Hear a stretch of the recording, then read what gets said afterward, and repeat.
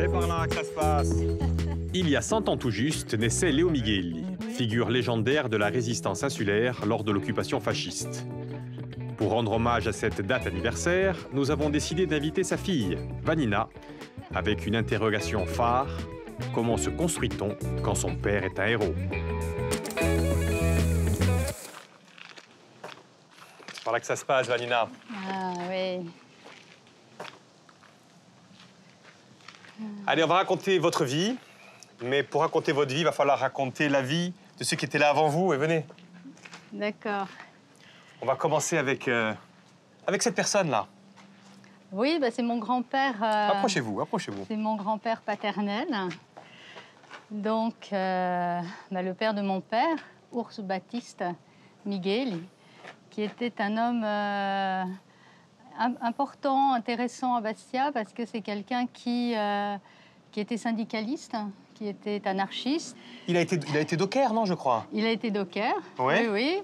Et du coup, quand il était docker, il était donc engagé dans le syndicalisme sur le port de Bastia. Et donc, il va avoir un fils qui est là. Voilà. Alors, j'ai mis deux portraits de lui. Oui, approchons-nous, oui. approchons-nous, Vanina, ne soyons pas timides, voilà. Votre père, jeune et moins jeune. On va commencer par ce jeune homme-là. Qui c'est? Ça, c'est mon père. Vraiment, je crois qu'il a 17-18 ans, là. Et c'est une photo de sa carte d'étudiant, enfin de jeune. Il était donc lycéen à l'école. Il faisait l'école normale, parce qu'il voulait devenir instituteur à l'époque. Et il commence jeune son engagement politique, puisque... Votre père, déjà, il est né en 1923. Voilà. En 1923, et quand éclate la guerre, en 1939, il a quoi? Il a 16 ans. Voilà. Il a 16 ans. Jeune. Et à 16 ans, déjà, lui, il a pris un petit peu l'exemple de son père, c'est que lui, il est déjà engagé au Parti communiste. Il fait partie des jeunesses communistes. Absolument. Oui. Il est déjà engagé et il s'intéresse à la politique, évidemment. Ah oui, évidemment. Évidemment. Et son engagement ne va pas cesser d'être important pour lui. Mais c'est vrai que ça commence à ce moment-là. Et puis quand arrive la guerre, justement, qu'est-ce qui va se passer là? Lui, il ne va pas rester inactif. Non, pas du tout. Il considère qu'il faut, il faut se battre, il faut s'engager. La question de l'engagement est évidemment quelque chose de très important pour lui. Il faut s'engager et il va donc, à un moment donné, s'engager dans la résistance. Carrément, il va trouver un nom de code, Léo. Tout à fait. Oui, parce que là, vous le dites de façon un petit peu timide, mais c'est quelqu'un d'extraordinairement important. C'est lui qui donne presque un de ceux qui donne le signal du soulèvement de la Corse contre l'envahisseur italien. Racontez-moi un petit peu ce jeune homme-là qui n'est même pas adulte finalement et qui a des responsabilités énormes. Oui, il a des responsabilités énormes au sein de la résistance, donc clandestine. Oui. Il rentre dans la clandestinité. Avec quelques-uns, au début, ils ne sont pas très nombreux. Et puis, ils vont décider de fédérer la résistance, de faire en sorte qu'il y ait les communistes, mais pas que les communistes.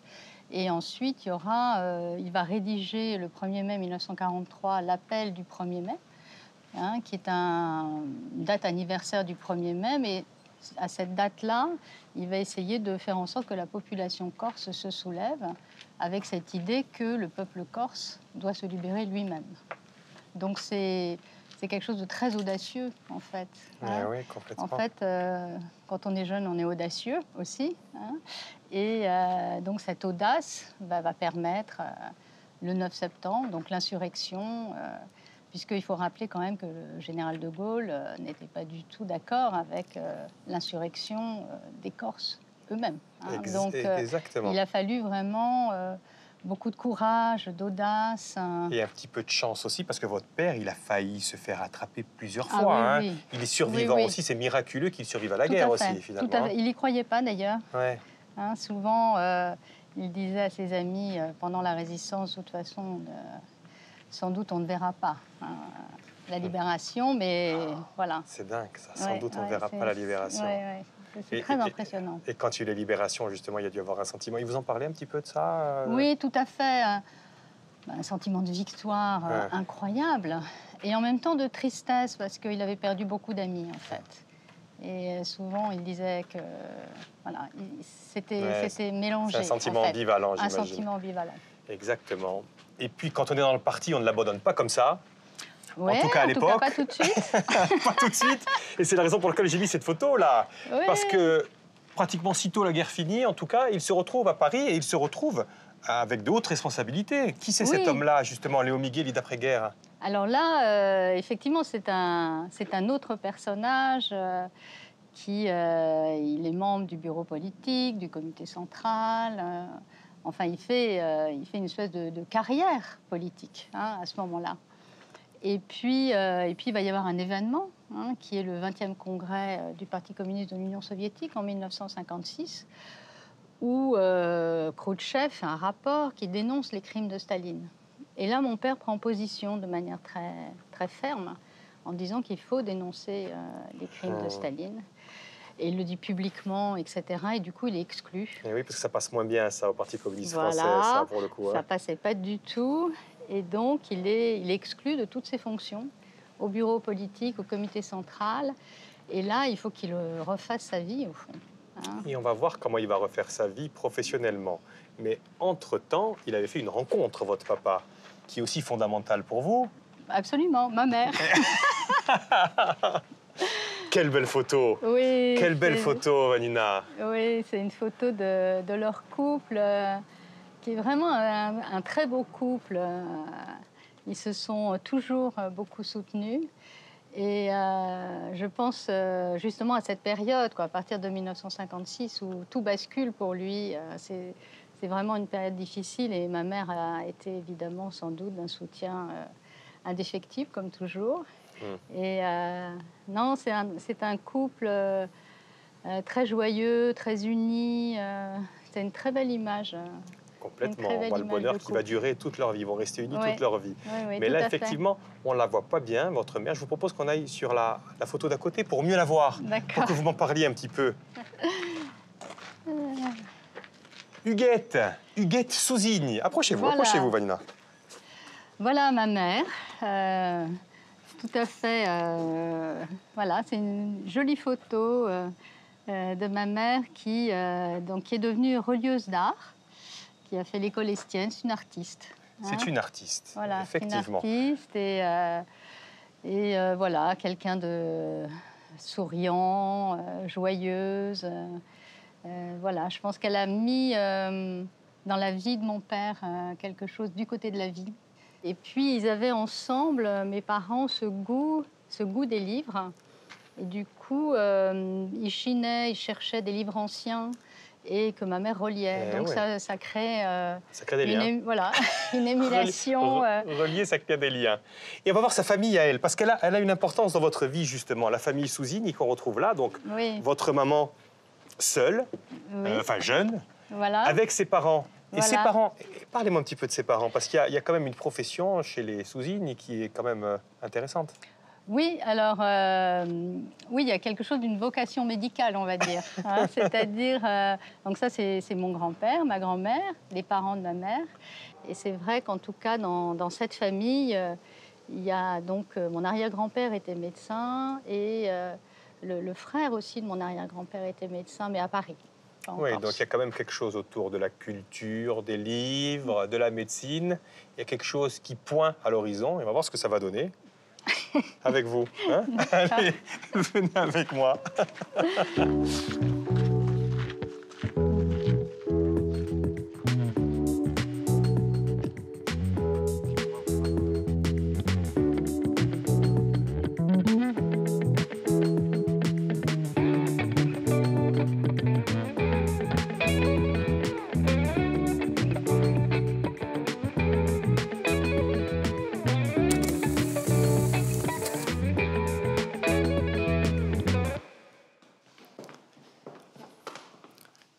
Prenez place, Vanina.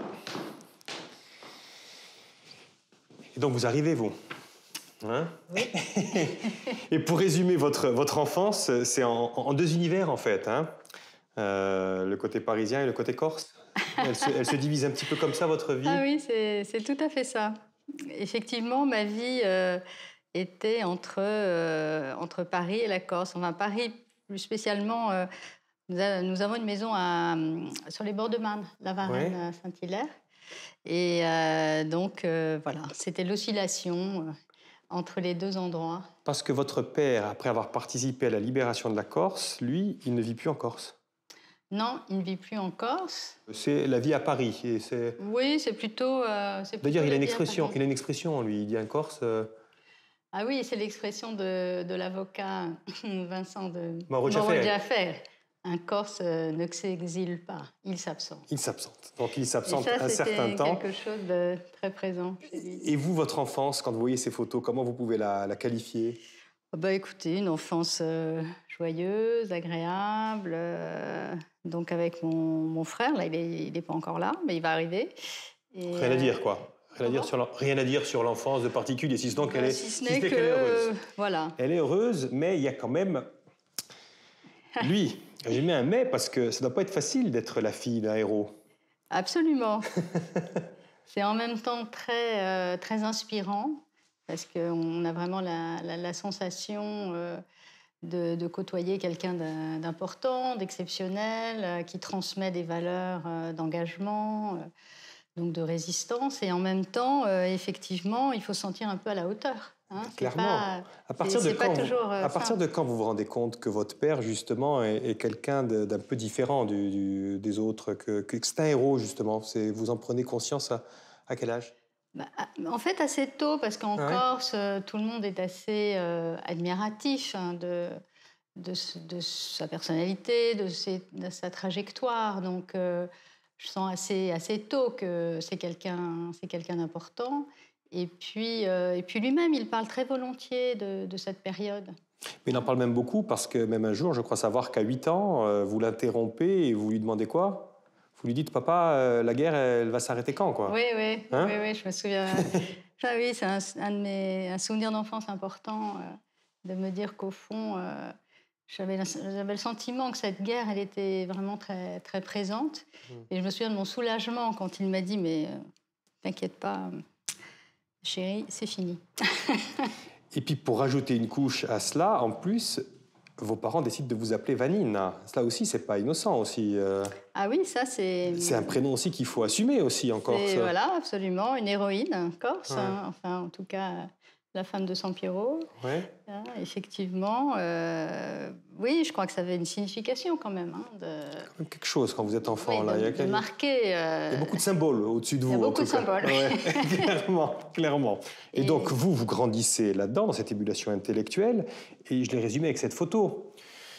Vous êtes une jolie jeune femme, mais il reste à choisir ce que va être votre vie. Entre le côté Miguel, il y a la littérature, il y a la culture, il y a le poids de l'histoire. Le côté Souzine, il y a la médecine. Comment vous, à cette époque-là, si on se met dans le cerveau de cette jeune fille, vous avez envie de faire quoi? Plutôt de faire médecine, parce qu'il y a une logique comme ça, familiale, mais en même temps, je suis très attirée par la philosophie. Donc, ça va être un choix... Que vous n'allez pas faire, en fait. Voilà. Vous allez commencer... Je vais choisir les deux. Vous allez commencer par la médecine. Alors, vous allez arriver, bien sûr, jusqu'à la thèse. Mais la médecine, rapidement, ce n'est pas la simple médecine qui vous intéresse. Hein. Qu'est-ce qui vous intéresse, vous, Vanina? Oui, parce que c'est amusant de voir cette thèse... puisque j'ai fait ma thèse de médecine. On fait d'abord une thèse de médecine et ensuite une thèse de spécialité en psychiatrie. Et la thèse de médecine, j'ai voulu la faire sur un médecin philosophe, qui est Georges Canguilhem, qui est vraiment quelqu'un d'important, historien des sciences, qui a dirigé l'Institut d'histoire et de philosophie des sciences à la suite de Bachelard. Enfin, c'est quelqu'un de très important, qui a influencé beaucoup de philosophes, notamment ce qu'on appelait la French Theory. Et en particulier Michel Foucault, Pierre Bourdieu. Et Georges Canguilhem était le directeur de la thèse de Pierre Bourdieu. Donc c'est vraiment une personnalité intéressante. Oui, mais lui, c'est Canguilhem. Moi, je parle de vous. Vous faites de la médecine, Vanina, vous faites de la médecine, mais ce n'est pas pour aller vraiment dans le corps humain, mais en tout cas pas avec vos mains. C'est ça. Qu'est-ce qui vous allez Durant mes études de médecine, c'est vrai que j'étais pas totalement à l'aise avec la chirurgie, oui, bien sûr. Qu'est-ce que vous choisissez comme je choisis la psychiatrie. Pourquoi dans l'idée que j'ai aussi cet intérêt pour la philosophie du langage. Je m'intéresse au langage à ce moment-là, en me disant quel est le sens caché derrière les symptômes. Et donc la psychiatrie me convient très bien. La psychiatrie vous convient, mais est-ce que aussi c'est parce que c'est des questions un petit peu bêtes, mais justement cette figure paternelle, ça vous oblige peut-être aussi à réfléchir beaucoup sur vous, sur ce que vous êtes aussi peut-être. Est-ce qu'il y a un petit peu aussi de l'intérêt personnel là-dessus? Oui, non, c'est vrai que, en tout cas par rapport à la psychanalyse, Oui. Bien sûr qu'il y a un questionnement sur la place qu'on occupe dans une famille, comment on peut trouver sa voie, quel est son désir. Ce sont des questions psychanalytiques tout à fait intéressantes. Qui vous assaillent assez vite. Et qui sont là, donc ça tombe bien. Et effectivement, donc, dès la deuxième année de médecine, vous avez votre première année, dès la deuxième année, je ne m'abuse, vous partez, sur la philosophie. Vous vous inscrivez, vous faites un double cursus. Voilà, tout à fait. C'est assez fou, mais c'est comme ça. Complètement, oui. Oui, parce que c'est vrai que j'ai été bercée dans la philosophie. Je commence à m'inscrire à la fac de philosophie quand j'ai mon concours de médecine. Et puis, je rencontre des profs formidables qui m'encouragent. Il y a ça aussi, ce sont des vraies rencontres. Et du coup, je continue mon cursus. Oui. Voilà. Qui va mener jusqu'à la thèse. Le statut de l'interprétation freudienne et sa critique dans l'épistémiologie freudienne. On en revient à la psychanalyse. Ça, c'est le résultat de votre thèse, d'ailleurs, la psychanalyse face à ses détracteurs. Oui. Vous êtes parti là-dedans. Il y a eu un livre noir du communisme. Il y a un livre noir aussi de la psychanalyse. Oui. Et vous défendez, là, cette fois-ci. Autant le communisme, vous avez un petit peu peut-être du mal à le défendre, j'imagine. En tout cas, c'est pas mon questionnement. Oui, mais alors que là, pour le coup... ça m'intéresse beaucoup, oui. Face à ces c'est vrai que détracteurs. j'écris ce livre qui est une partie de ma thèse, mais pas que, sur cette question, à savoir, au fond, il y a toujours eu des détracteurs de la psychanalyse depuis Freud, mais en même temps, il y a des détracteurs avec lesquels on peut dialoguer, qui apportent des choses, parce que justement, avec des personnes avec lesquelles on n'est pas d'accord, il faut dialoguer, me semble-t-il.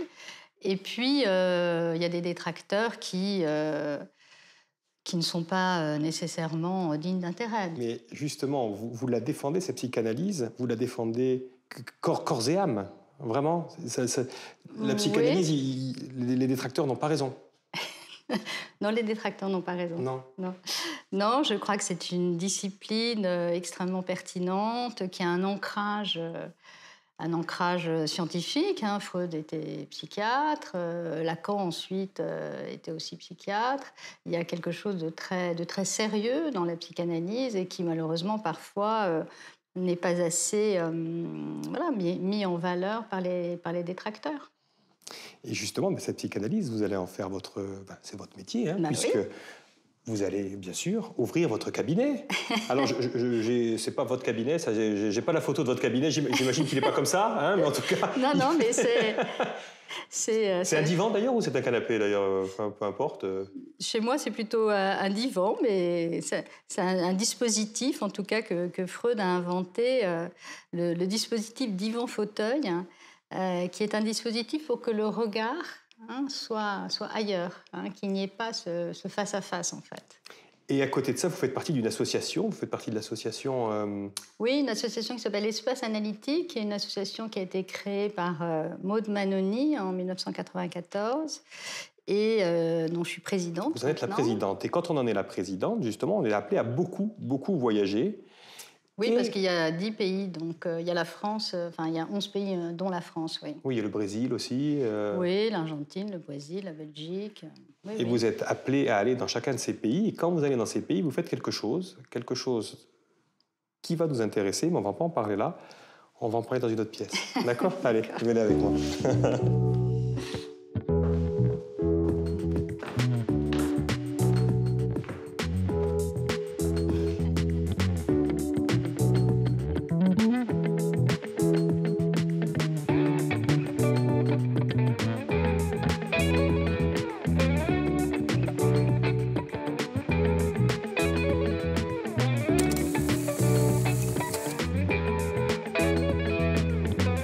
Et donc, Vanina, au cours de vos pérégrinations, vous prenez des photos, Vanina. Beaucoup de photos et des photos magnifiques, hein, pour le coup. Hein, Merci, Luc. Oui, j'aime beaucoup la photographie. Voilà, je fais de la photographie depuis longtemps. Et qu'est-ce que ça dit en termes psychanalytiques, la photographie, Vanina, de fixer comme ça? Disons que pour moi, c'est une détente, hein, aussi. C'est une manière de changer d'univers. J'aime beaucoup photographier l'horizon. C'est vraiment... Qu'est-ce que ça dit, ça? Ça dit... qu'est-ce qu'on est, nous humains face à la nature, cette nature qui est si belle en Corse, quoi. Et il y a l'horizon, et puis il y a les femmes aussi qui ont une importance dans votre œuvre aussi, Vanina. On voit un petit peu ça, la place des femmes. Comment s'appelle déjà cette... Que veut la femme? Que veut la femme? J'ai pris la question freudienne, que veut la femme? Donc là, c'est une série qui est à la fois à Rome et en Espagne. Et c'est un petit peu justement même... un peu presque votre raison de... pas de vivre, mais en tout cas de travailler, en tout cas. Les nouvelles beautés fatales, les troubles de la conduite alimentaire comme pathologie de l'image. Ça fait maintenant une vingtaine d'années que vous travaillez dans un centre de soins à Paris où vous recevez des jeunes filles anorexiques. Oui, vous faites vous-même partie de la Fédération française de anorexie-boulimie. Oui, oui. Les troubles des conduites alimentaires, c'est un phénomène sociétal, contemporain, planétaire, hein, qui est augmenté, au fond, par l'utilisation des réseaux sociaux. Et j'essaie de montrer que, finalement, les images participent à constituer presque l'identité moderne. Donc, j'ai le sentiment que on est presque dans des pathologies de l'image, hein, qui seraient des manières de construire, hein, une identité autour de l'image. Mais ça fait peur, cette pathologie, parce que on avait reçu sur ce plateau, il y a quelques années, Marcel Ruffo, qui disait que la boulimie, c'était le combat de sa vie. Vous, je le répète, ça fait une vingtaine d'années que vous êtes dans ce combat. Il est perdu d'avance, on le gagnera. C'est quelque chose qui a l'air insurmontable, en fait. On est quand même quelques-uns et quelques-unes à essayer de combattre cette espèce d'épidémie, au fond, mondiale, hein, puisque c'est en pleine expansion. Comme je le disais, les réseaux sociaux, à mon avis, participent beaucoup de l'augmentation des troubles des conduites alimentaires. Et dans mon livre, j'essaie de montrer que les images des réseaux sociaux sont des images retouchées. Et du coup, comment s'identifier à une fausse image, au fond? Et d'ailleurs, ce livre a beaucoup de succès parce que vous faites le tour d'Europe, hein, pour signer des dédicaces, pour rencontrer votre public. Vous étiez il y a quelque temps en Belgique, vous repartez en Italie. Il va être traduit en italien d'ailleurs, le livre. Donc c'est un beau succès de librairie. Et puis on va revenir avec notre fil rouge de l'émission, bien sûr. Bien, c'est eux, c'est vos parents, Léo et Huguette. Tout à fait. Ça, ce sont mes parents... qui vont se séparer parce que Léo est mort il y a 2 ans maintenant. Même les héros meurent. Oui. Et c'est vrai que j'avais le sentiment que, d'une certaine manière, il était immortel. Hein? C'est-à-dire que, voilà, il a été avec nous si longtemps.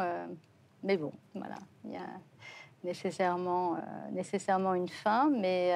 Huguette est encore vivante, hein, bien sûr. Oui, tout à fait. Et effectivement, Léo est mort à 98 ans. Voilà. 98 ans. Ouais. Alors, on en a parlé beaucoup de votre papa. La fin de l'émission arrive. Ce que je vous propose, c'est qu'on écoute sa voix quand même, parce que ce qu'on va entretenir, c'est son image, mais il avait quand même un timbre de voix particulier. On l'écoute quand même. Notre rêve était un rêve qui était un rêve fondé sur des réalités d'ailleurs, était le rêve de voir une Corse nouvelle surgir de l'occupation et de la libération. Une Corse qui allait se défaire socialement et politiquement du pouvoir en place, des forces qui étaient derrière ce pouvoir, et en même temps de ce qu'on a appelé d'une manière un peu rapide, je en conviens, l'idéologie et la politique des clans. C'est-à-dire une Corse totalement nouvelle. C'était ça notre rêve. Évidemment, on a parlé ensuite de la libération trahie. Il est évident que l'idée que les camarades se faisaient d'une Corse nouvelle lorsqu'ils étaient en proie aux arrestations et aux exécutions, leur rêve n'était pas de voir la Corse retomber dans les ornières qu'on a connues par la suite. Il y a encore beaucoup de choses à faire.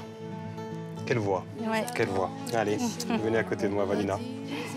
Ça a été un plaisir de vous rencontrer, de vous écouter et de vous connaître. Hein, Vanina. Moi aussi. Un petit selfie. Merci beaucoup, Luc. Voilà, c'est comme ça que se termine l'émission, avec une nouvelle photo. Je vous fais la bise et je vous dis à bientôt. À bientôt. Et continuez de nous parler de Léo, hein, surtout. D'accord, Ok. avec plaisir. Allez, au revoir. Au revoir. Effacement, passage. J'ai changé 100 fois de nom, j'ai perdu femme et enfant, mais j'ai tant d'amis et j'ai la France entière. Un vieil homme dans un grenier pour la nuit nous a cachés, les Allemands